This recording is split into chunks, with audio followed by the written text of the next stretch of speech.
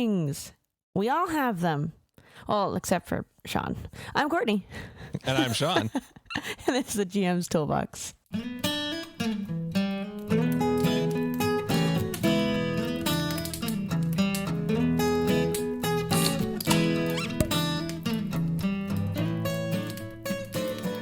Hello there. And welcome back to yet another episode of a GM's Toolbox. I'm Courtney, she, they. And I'm Sean. They, them. Ooh. And we're going to chat about feelings, specifically dealing with a bad session. And when I say Sean has no feelings, I really, truly, that's a lie.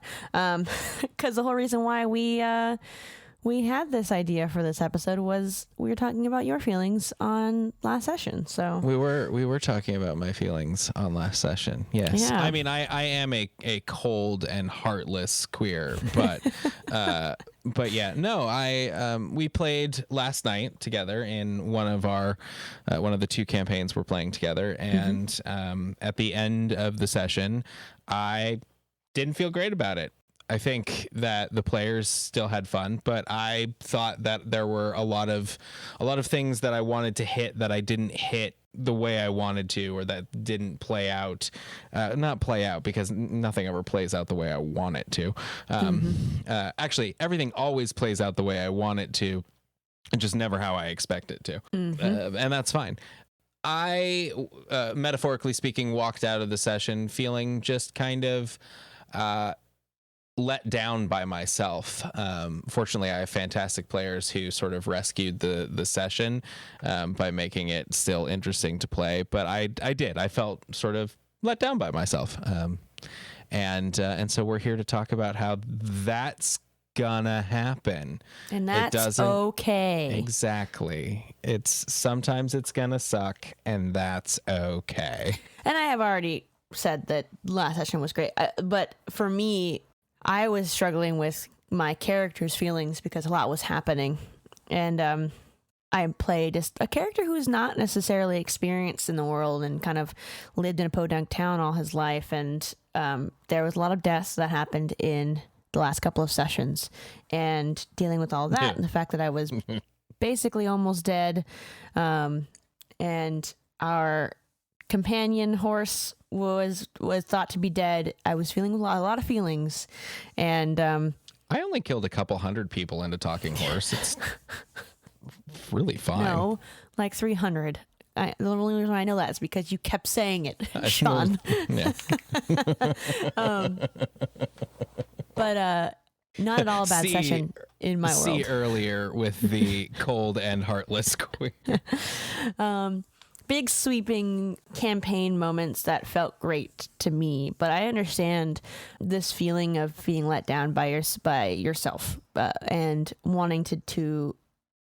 When I have a bad session, I always replay certain moments in my head, and I always think about, if I had said this, that would have landed better. Oh, if I had done this, that point would have landed better for the players. And I think what we want to put across first and foremost is that a bad session does not mean that you're a bad game master. Oh yeah, absolutely. Yeah. And it's all about understanding where those feelings come from and how to better prepare yourself for your future sessions. Because we all don't like these feelings. They're not fun, but they will happen. And at least for me, 9 out of 10, I still have those feelings every session. In varying degrees, of course, but there are some that are very apparent I'm feeling this way, and some are like, you know what, that one point, if I had done this better, okay, whatever, and I'll move on. But no matter what, I'm going to have these feelings, and it should never be a point in your life where you're like, I got to beat myself up for it. Right. You know? So don't do that. Yeah, absolutely. I mean, you don't want to beat yourself up for it. And I would caution against dwelling on it as well. Yeah. I also, no matter, even with a few notable, even the like best sessions that I can remember running, like there's one particular session from a totally different campaign, or one of the campaigns that you're not in, Cam, where I think that session that I ran a while back, top 3 sessions I've run in my entire life. Like I walked away from that going, God damn, that was a fucking great session. Like I just Dust the shoulders off. yeah. You know, dust the shoulders off and walk away. But even that, there were a couple of things that, fuck, I could have hit that better. That was a missed opportunity that I wish I had seen then. Even on your best days, there are going to be things that you missed that you maybe could have done better. But that's a subjective statement. You know, could have done that better is subjective, and it's important to remember that those little things, I think the little things, let them go. Move on. If you walk away and there are a couple of things, it's totally cool and totally great and totally fantastic to say, damn, I could have hit that better. But just file that away and move on. You know, remember it and move on. The bigger, deeper sessions that, you know, when you walk out thinking the whole thing was kind of bleh or straight up bad, on those bigger, deeper, whole session is bleh or just goes straight up bad or wrong, it's okay to spend some time introspecting on that. Yeah. As long as you don't dwell, and there's a solid difference between dwelling on something and using it as a moment of introspection. I can't tell you what that is because I don't know, nor do I do it, but I try not to dwell on the bad things I do in TTRPGs. It's just the rest of my life that I dwell on constantly, all the time.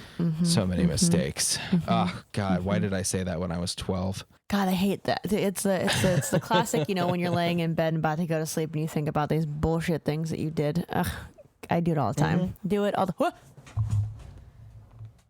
Oh, I suddenly fell. Do you want to stat that feeling?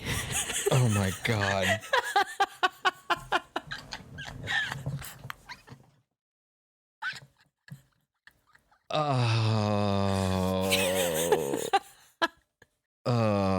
Yeah. Let's stat that. Stat that. Stat that. Doobity-bop-ba-doo-choo-bop-bow. All right. So I just thought of this on the spot because we had made these talking points like 10 minutes ago. So I'm thinking like that, you know, like exactly the sudden drop, that feeling like on a roller coaster when you go, whoo, and it like your stomach goes up into your chest and then goes back down, like that kind of feeling. Where you kind of like almost like lose your breath for a second and then it comes back to you. I want to stat that. I want to stat that. Stat that. I want to stat that. Hell yeah. So what creature can create this? And is it inside? Or is it something that is wrapped around? Or is it a special ability it can do? Why is it doing it? Well, let's go with why. Let's figure out why and see if that helps inform us. Although I kind of like the idea that it's a special ability. Yeah.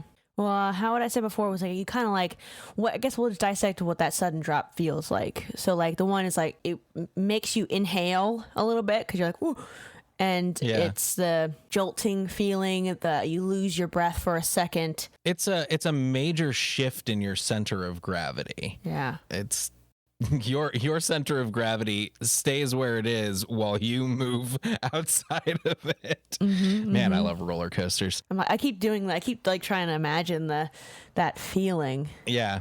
Well, it does. I mean, your breath catches and your stomach sort of moves upwards and you get that hollow feeling in your chest. Is that like your tummy and your diaphragm are playing together and that's why you sort of like lose your breath, or am I just totally not with the anatomy?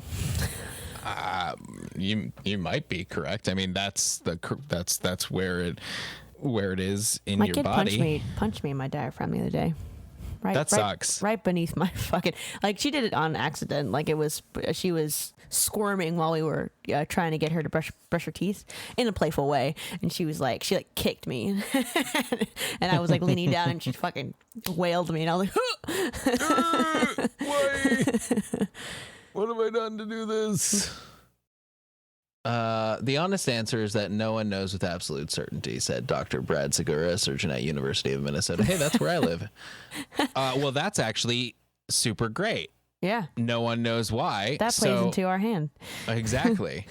I want to imagine that if we're building off of this feeling and you take you intake that breath, I feel like maybe, I don't know, let's go here.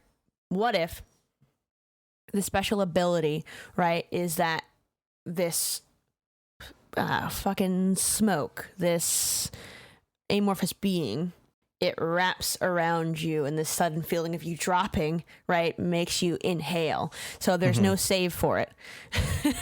And you inhale this thing. A way to get inside you, as it were. Cool. I like that. That's one thing. Another thing is that this creature plays with gravity, and the sudden drop, right, is that you then, when you experience sudden drop, you then experience a different form of gravity, and it like pulls you up or down or whatever. Oh, that's kind of cool. Mostly because there's not a whole lot of gravitational magic in 5e, and since these creatures were always statting, not always, sometimes they're a little more loosey-goosey, but for the most part we're creating 5th edition stat blocks for popularity reasons. I just want to be popular, guys. You just want to be popular. There's not a lot of gravitational magic in 5e. There are a handful of spells, and then there's the shit that they put out in Wildmount. Yeah. That has some time and some gravity magic in it. That said, the gravity magic that spells that were in 5e, some of them are pretty cool. It's pretty cool. That can do some lots of little damage there. But there's not a whole lot that messes with gravity. So kind of cool to have not a spell. I mean, it could be a spell, but an ability that straight up messes with gravity. So what is it doing? Like, why? What is this? It's pulling this out, but what's it get from it? Yeah, like my first thought is that it's like like my first thought is like it wants you to bow down to it, but I feel like it's been done before, and so I'm trying to think of other things. Yeah, I mean, there's all the like command, kneel, and that's kind of boring. What if it creates a thing underneath it? Like, what if it's like instead of it being like, because my first thought of the sudden drop is that there's nothing else it creates. It's just like this sudden drop. But what if there's literally something that you drop into, and that's a sudden drop? Oh, that's fun. Like almost like a portal. Like you do, like he snaps his fingers, and it's like 2 portals appear above and below, like like in Portal, and you like infinitely drop. Oh shit. What? Oh, this isn't gonna bite you in the ass at all. Oh, no. I love that. I love that. Oh no, ethereal plane jumping. Oh no. But it's also, they could use it on themselves too, though. So, can use it on you, and then you're just falling until someone knocks you out, or that person closes that portal, and then if we're running by like the physics of like Portal, you're gaining speed. So opens a portal 10 feet above you, opens one below you, and you're falling 10 feet. But then you're falling 10 feet, 20 feet, 30 feet, 40 feet, 50 feet, 60 feet, 70 feet, 80 feet, 90 feet. Portal's gone. Smack. You just fell 90 feet and hit the ground because that's your momentum. Can there be a intelligence check for the creature? Because there are sometimes in Portal where you dismiss the wrong one.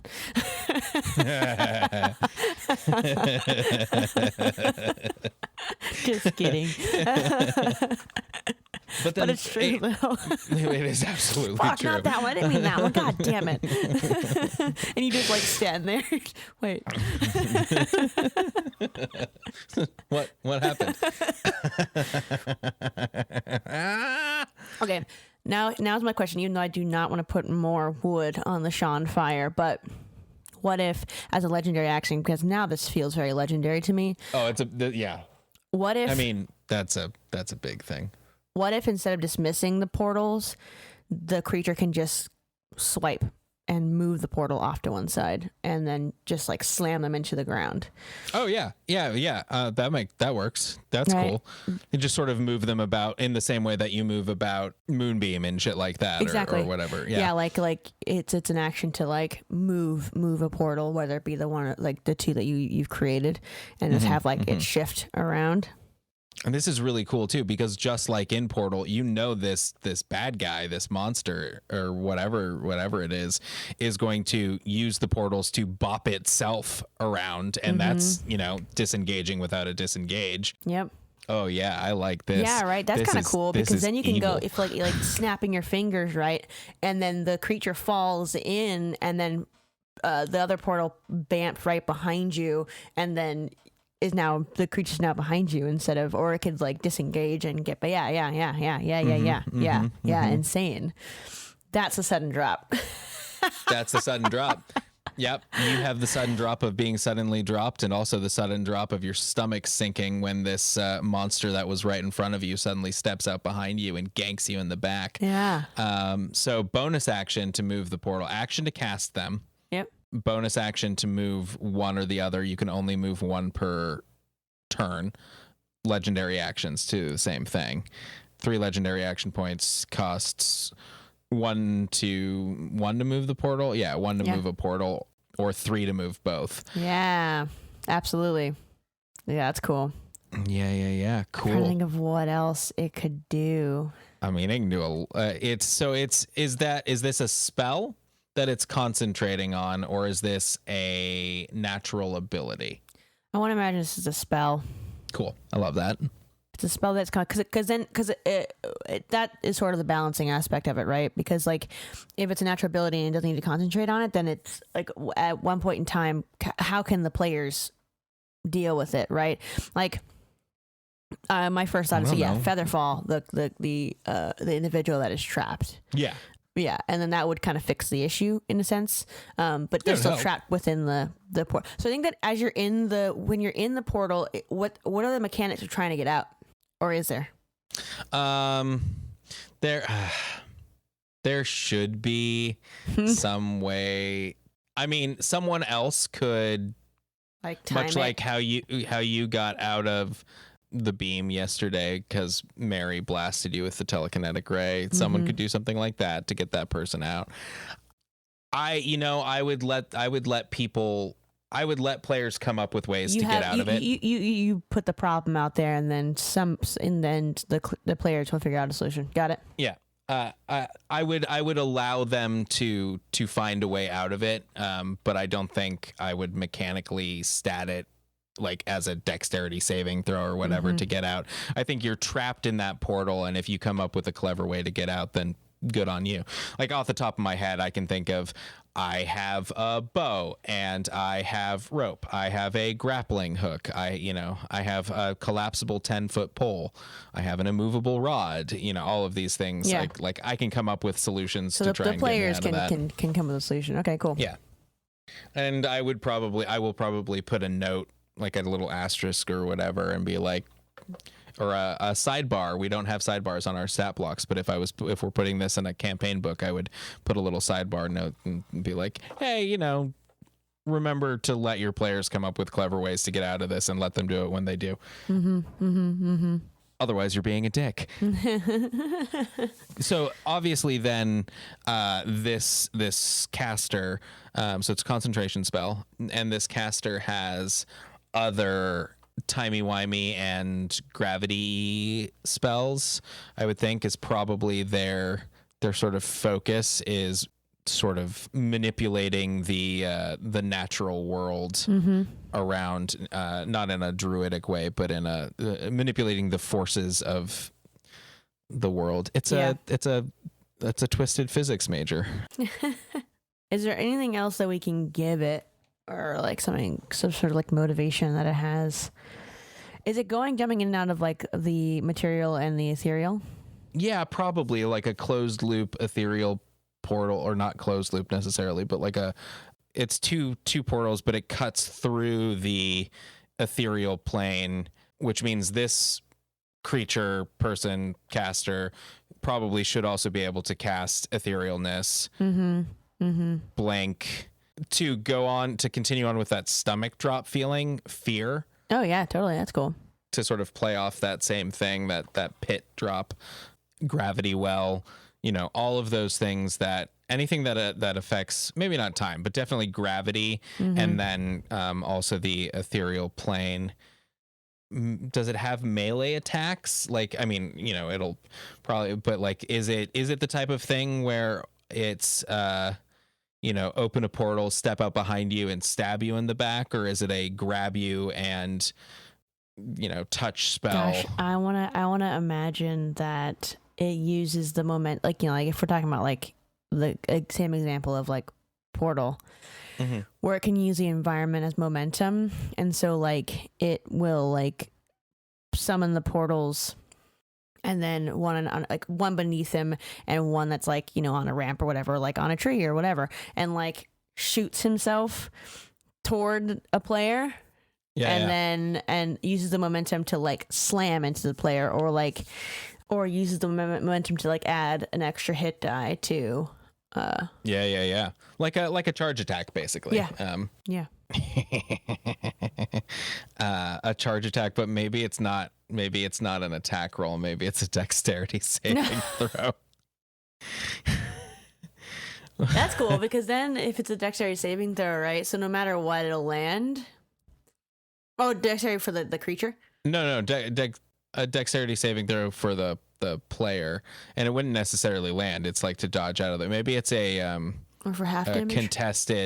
A contested dexterity roll. Okay, that's fun. What does this creature look like? I'm thinking like a springy. Like I'm thinking something like this. Something in Yiga Clan, Breath of the Wild, the Yiga Clan boss that you fight, and it's sort of like silly. Yeah. But a lot of damage can be dealt if this creature plays its cards right. I think that's great. Yeah. What's this guy's name? The Yiga Clan boss. Oh, I don't know. Master Koga, cool. So yeah, Cam sent me a picture of Master Koga from Breath of the Wild, and I think that's actually great. If you've played through that game, that is a very bouncy, very gravity defying fight. So that's fun. That's a lot of fun. Yeah. And the overall tone of this creature doesn't necessarily need to be like fun and bouncy, but like that was the first thing that came to mind. Like I imagine that this creature is very dexterous. Yeah. And wants to play games and has this evil quality to it that loves to see creatures falling infinitely. Yeah, I think this creature enjoys toying with people. Yeah. Just likes feeling their fear. Like I can imagine, like as you meet this character, maybe to foreshadow its powers, you can have like a scene where it like snaps its fingers and it creates a portal underneath like a minion of it, and then one portal that like shoots it, like get out of my face, and snaps fingers, and it goes ah. It's like opens a portal below, opens a portal above to get that momentum building, and then sends the portal to the like far wall. Yeah, and it just goes flying across. Anime bling. Yeah. Oh man, that's cool. That's so much fun. Yeah, that's great. I think that's great. God, I'm gonna end up using the fucking Joker voice again. Yeah. Is there anything else that we want to give it? we've established that he basically has a bunch of just a certain like etherealness and like gravity kind of spells. The portal ability. Yeah, I think the portal ability is the big thing, and then the fact that they use this portal ability to make melee attacks, like they can increase their own speed. Mm-hmm. They can both fuck with players with this, as well as use it for their own benefit to escape things, to improve their combat damage, whether that's a contested dexterity throw or a attack. Or I just imagined them escaping and they make the portal appear beneath them, and then one that's close to the floor, like way far away against like the wall, like way, and you see go just like running away, like over there. So like, where did he go? And they're like turn around, and you just see him going.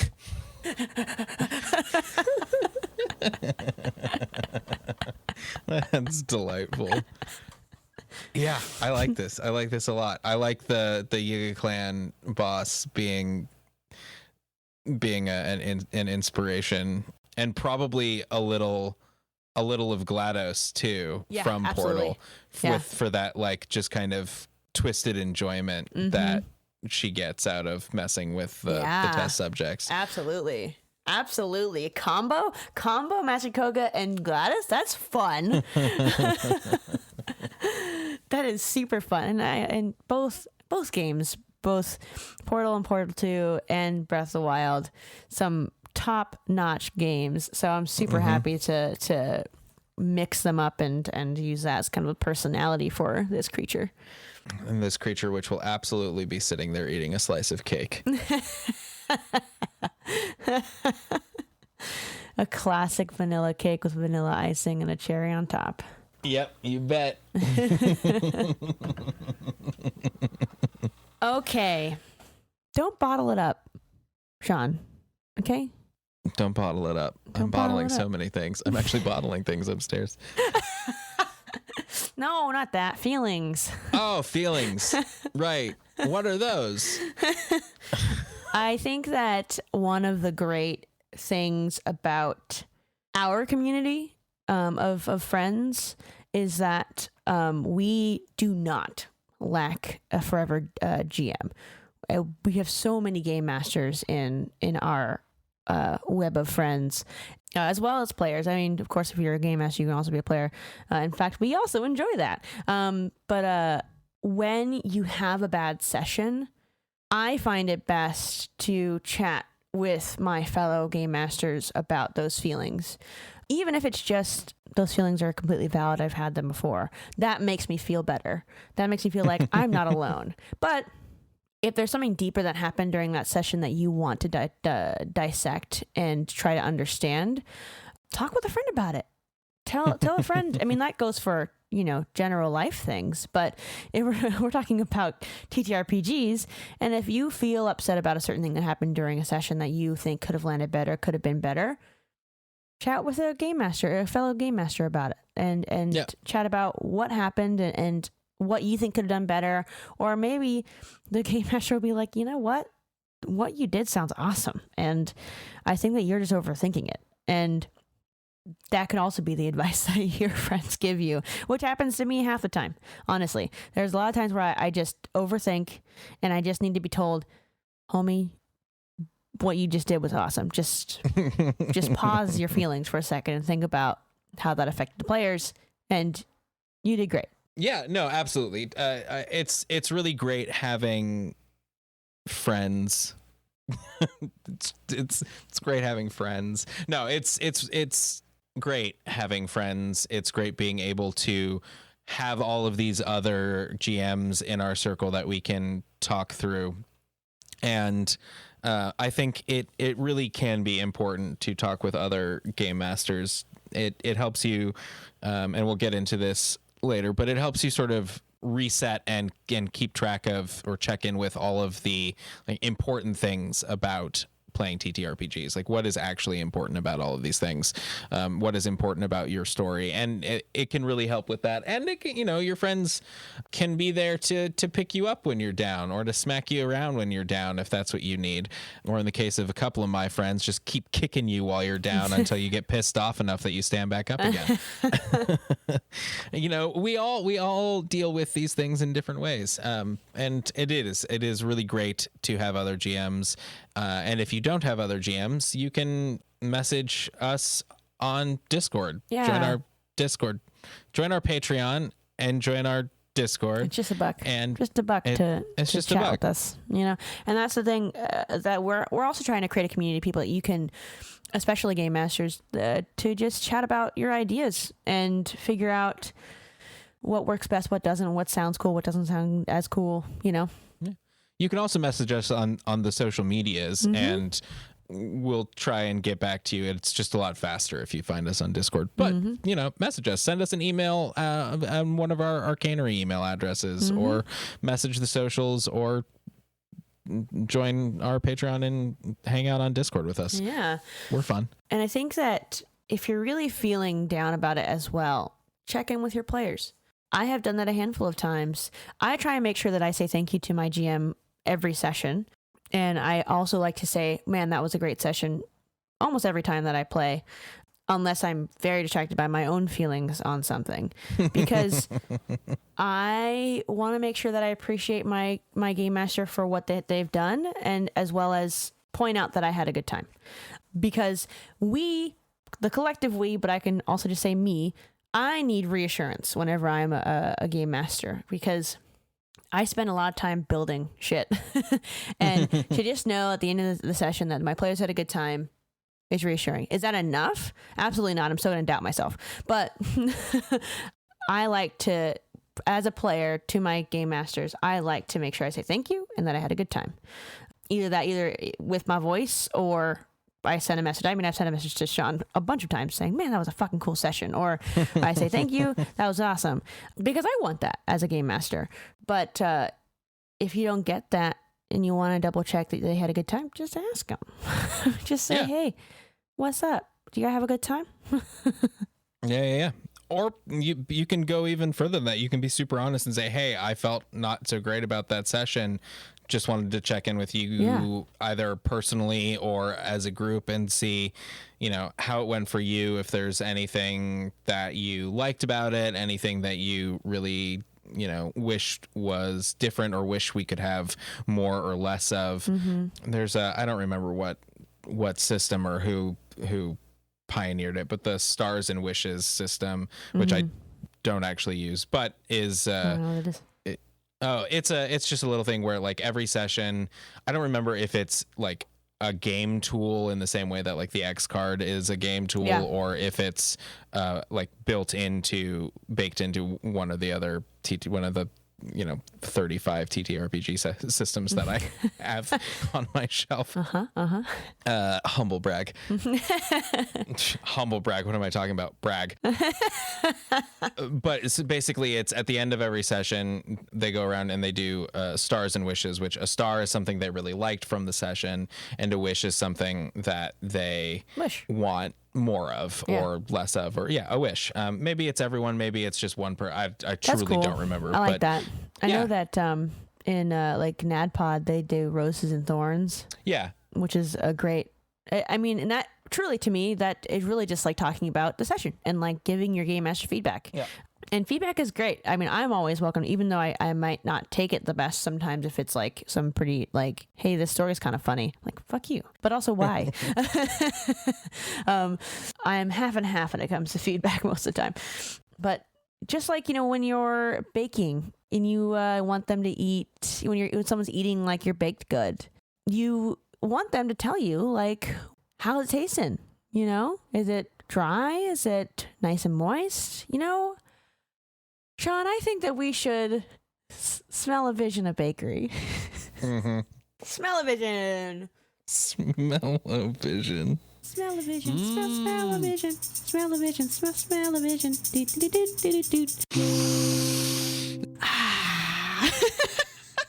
So, Sean, Yes, Kim. I love me a good bakery. I mean, I nothing love like that fresh baked bread smell. Yeah. So I want to be wrapped in a warm blanket of freshly baked bread. I also would love to smell that baked sugar. Because to me, a bakery is not only a place where you get fresh bread, but also a place where you get some delicious, like cinnamon sugary deliciousness. Those are the two things that hit. Because there's a bakery right across the street from where I work, and I visit it fairly often. And they sell a lot of baked bread, but as well as they do like a bunch of like quote unquote breakfast items. Breakfast is such a weird thing to me because like the other day I had soup for breakfast and I'm like, is this right? I had hot soup with some focaccia the other day because I had a lot of it and I wanted just to, continue to eat it because it was delicious. But I'm like, should I like fry some eggs with this? Like, I could do an entire podcast episode. I could probably do a full, if there's that party game where it's like, what topic could you do a 30-minute presentation on with no prep required? Yeah. I could do an entire 30-minute presentation on why our concept of breakfast in really the Western world, but specifically America, is so weird. Yeah, because we have invented. No, I'm not going to start. We've invented specific foods. I want to chat with you about this. I want to chat because I mean, when we're not recording, I want to, because like I feel the same way, and I want to know your feelings.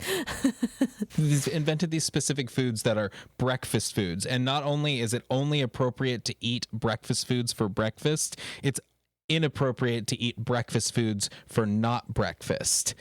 Yeah. And unless it's a special occasion, like, okay, kids, we're doing breakfast for dinner today. Yeah. Apparently the Mad Hatter is having children. That's terrifying. Yeah. I mean, Sophia went to Thailand and they served her hot soup with her breakfast and as breakfast. And she was like, it was the best thing I have ever had for breakfast. Because she also doesn't like eggs. So like, when she loves breakfast food but doesn't like eggs, so like she like, give me a breakfast burrito sans eggs, and I fucking love it. When my brain thinks, what is a breakfast burrito? It is not a breakfast burrito without eggs. Exactly. What's in just it? Potato, cheese, salsa, meat. I mean, all right, that sounds pretty fucking good. I mean, it's delicious, but is it breakfast? Is it constant? You know what I mean? But like I want to shatter the idea of what breakfast food is. Anyways. Back to smell-o-vision. I want some baked sugar of some kind, and I want freshly baked bread. If I can go specific, I'd love some tang of sourdough. I also would like some country fresh French bread. Okay. You hear the tinkle of a bell as you step through into this comforter of warm air. It's like wrapping yourself in a fuzzy fleece blanket on a warm day. It's not hot in this bakery. It's just that pleasant warmth. And you are immediately hit in the face with the smell of rising yeast and warm, cracked, fresh out of the oven country bread just split in front of you, and that steam from the freshly baked dough just drifts into the air as the smell wafts its way toward you, filling you with that earthy, homey smell of fresh baked bread.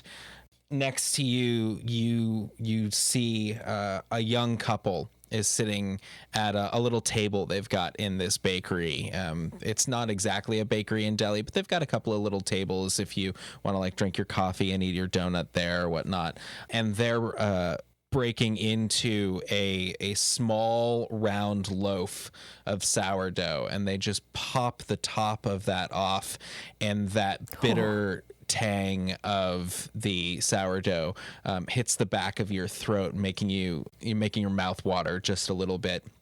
And you watch as they carve out the inside of this loaf, making a sourdough bread bowl. And they pour in this rich, thick tomato bisque soup. And that acidity of the sourdough mix with the cream and acid of this tomato soup. They sprinkle a sharp cheese on top, and as this probably a Romano, this aged Romano, not sharp but still delicious, it sort of melts over it, and that dry cheese, that old lactose smell mingles with the cream and the tomato and that tang and yeast of bread. As you step forward closer to the counter, you hear a sizzle. And you see that in the back, they're in the process of frying up a new batch of donuts. And as they pull that fresh batch of donuts, that sweet caramelized bread and dough hits your nose, and you watch as they take some granulated sugar and some cinnamon, and they, combine them in, and then using a sifter, they just sort of sprinkle that over, making these cinnamon sugar donuts. This sugar starts to melt and bind with this dough, and just this sweet and yet bready smell mixes together, and your stomach rumbles. You get up and you order some breakfast. They've got a whole little, I guess this is more of a deli type place. Deli bakery. It's a bakery. Bakery that has breakfast foods. I'm like, yeah, please, thank you. There's a place up the street from me that does food and fresh baked breads. Yeah. And so you get just a small, you order a small, like an egg sandwich, a cup of coffee, a donut, and then on fresh baked like English muffin, freshly made English muffins. And then you get, you came in here to get that nice sourdough loaf that you were going to bring home for dinner tonight. So you get one of those as well. And they take your order and everything's great. And they grab a couple of eggs. And as they crack the egg, you notice that it doesn't look, that's not a yellow yolk that comes out of that. That's what, it's just the egg white. Where's the yolk? And then you watch as something crawls out of the egg. You see these insectoid legs crawling out of the egg and crawling up the arm of the baker. And as it crawls up, you watch as others crawl out from these seams behind the ears of the baker that you didn't see before. You turn to run, and you see that young couple at the table looking at you, and you watch as the mask that was their faces begins to slip, and behind them behind their eyes is nothing but legs and squirming insectoid creatures. Roll for initiative. No! I was so comfortable, Sean. Ding. Oh, you gotta write that down. We gotta have that as an adventure. Because that was delightful. That was so good. That lulled me into a sense of there is a huge comfort in baking for me, and so all these smells and these baked goods. It's very comforting, and I feel like it's the same for a lot of people, and I just really like baking. It's like the smell of rising yeast. It's just like that is like a very comforting. It's a new beginnings. That's possibility, and so starting off with that just like got me into the zone of like this is a comforting zone where I am baking, and then insects coming out of eggs and never eating eggs again. We have to write that down because that was sick. That was really cool. That was really awesome. Okay. Use it to motivate yourself. And what we mean by that is when you have a bad session and it is so bad that you choose to dissect it and figure out where those feelings come from and deal with them. use that to motivate you. Use that to figure out what happened and what kind of points you wanted to make for the next session. Like what happened to you in that session. And then like if you were finally playing one of your big bad guys and you felt as if that big bad guy did not land as well as you wanted it to, what are some ways that you can communicate to the players next time on why this guy is bad? Or what are some of his motivations that you can kind of communicate to them next time? And write those stuff down. Make notes. Build your world more using that bad session as a platform. Yeah. Take all of those things and prep your next session. Yeah. You know, that can be a great place for some people to start. Just start prepping your next session. Take those notes, take those things that you didn't hit, and figure out why it didn't hit for you. Like what about it didn't hit. And maybe you don't know, and that's okay too. You don't have to have all the answers, but try and figure out what about it didn't sit right, didn't hit right, and figure out how to make it hit different next time. Make sure you're looking at what your story notes are. What story are you telling? What story are your players telling? Like what is the story that is being told? What are their motivations? What do they know? And what do you know that they don't know? Mm-hmm. And just check in with yourself and make sure that your sessions, you're still on the path, the greater path toward hitting those notes, not toward concluding your story necessarily, but just toward hitting all of those important notes and see where the disconnect is. And maybe there isn't one. Maybe you just were in your feels that day and it didn't hit right for you. And that's a good way to double check on that too. Because sometimes maybe it was from the player's perspective, it was an absolutely fantastic session, but it didn't hit right for you. And maybe that's just because you had a bad day. Yeah. You sang a bad song. Or you're taking one down. Yeah, there's also like we are our worst critics. Absolutely. And it's so hard for me to pull out from that sometimes, and pull up and get out of it, because stay on target. Because that's just how sometimes I'm just in it. I'm just in those feels, and when I'm in those feels, I harken back to what we've advised before. Is I check in. I mean, there are so many times where I've messaged Sean and been like, is this cool? Like, is this interesting? And then normally I'm like, fuck yeah. And I'm like, okay, thanks. And then and that sort of helps me pull back up out of the situation and helps me on the greater path. But yeah, sometimes you're just not feeling it. And that's okay. That's okay. And that's okay. Speaking of feelings, let's go figure out what the internet feels like. I think it feels like sparkles. Sparkles. What the fuck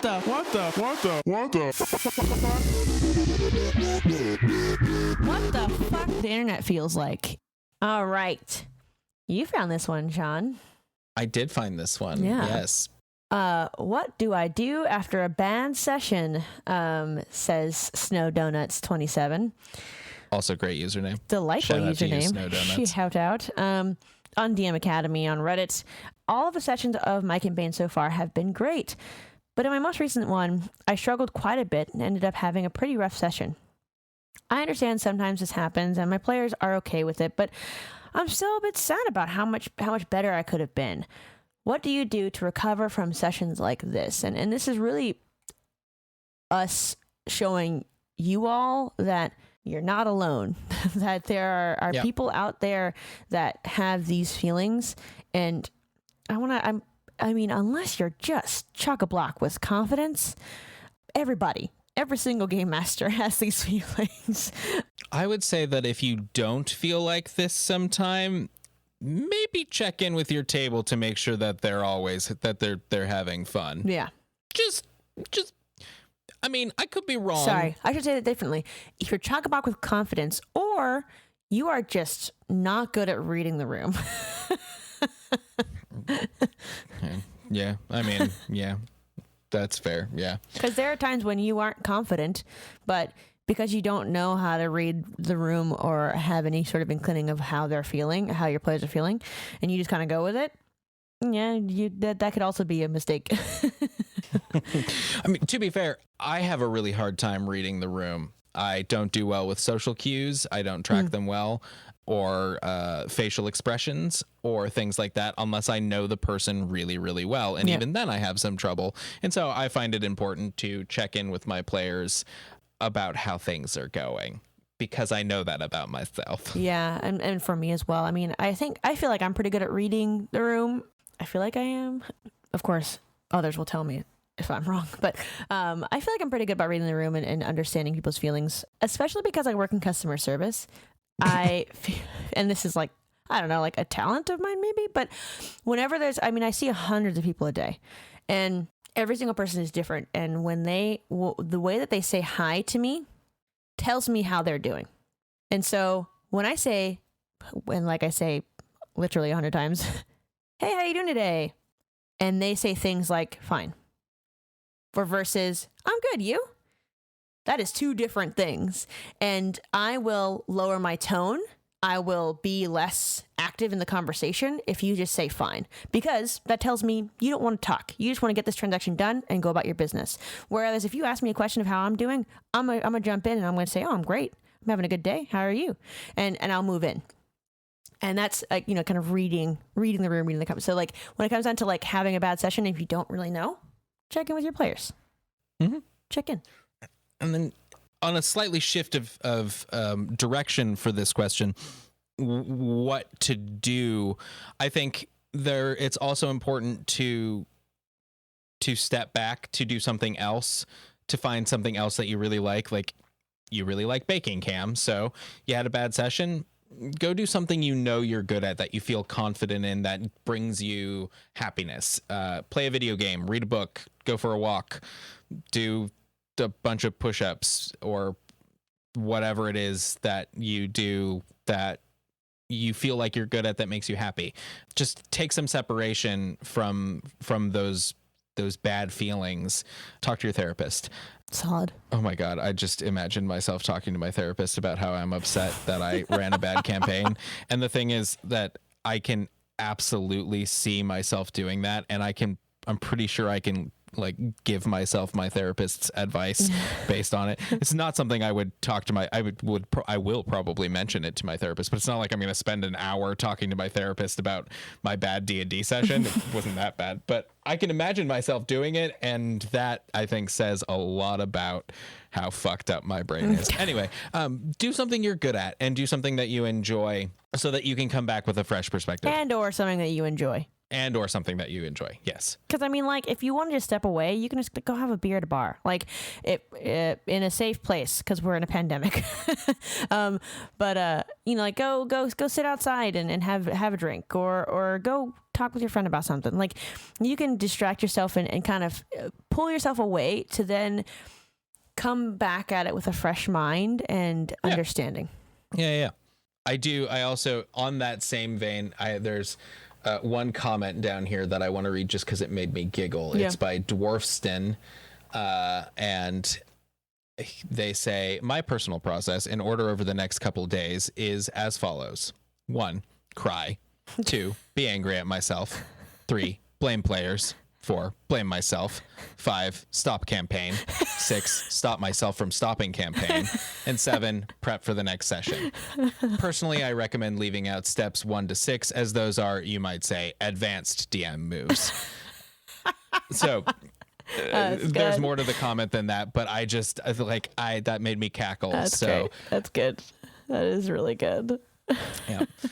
Do something fun and take your notes and prep for the next session. I think that last one is really great advice. I enjoy the last little bit that they say too. Wash away any bad feelings with your future successes. There you go. That's great advice. Yeah. That's solid. Shout out to you as well, Dwarfston. Yeah. Awesome. We all have these feelings and we all deal with them differently. And I think that what the fuck internet tells you that. Yep. Do you want to wrap us up? Yeah, I can wrap us up. It's important when you have a bad session, remember that everyone has bad sessions. We all do. And you are going to have another bad session, but you're also going to have many, many excellent sessions. Check in with your friends, check in with your fellow GMs, either in person or on the internet, and get their advice or just talk it through with them. It's important not to bottle these feelings up, not to let them linger. Do you have to let it linger?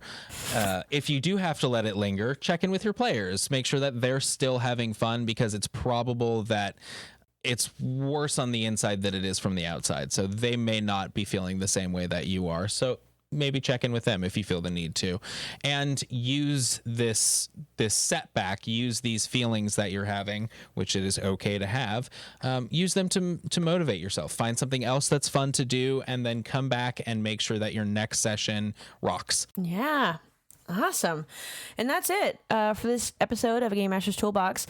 If you found this helpful, please leave us a review on Apple Podcasts, Stitcher, or wherever you get your podcast listening on. And let me just, normally I go into this whole thing that we write, but I want to say something. It's really important that you leave us a rating on Apple Podcasts and other places. It really gets our stuff out there, and we want to reach as many people as possible to give new game masters some helpful advice on their journey to becoming amazing game masters. So if you have a chance, if you have a moment of time, maybe even while you're listening to us, if you want to hop on over to Apple Podcasts or whatever and leave us a review, we would really appreciate it. And we'll turn you into an NPC or a monster. You know what? We should do that. Check out our website at thearcanery.com, where you can pick up a bunch of free stuff, as well as checking us out on YouTube, where you can listen to us there at The Arcanery. Thank you so much for listening. Bye. Thanks, friends. Bye.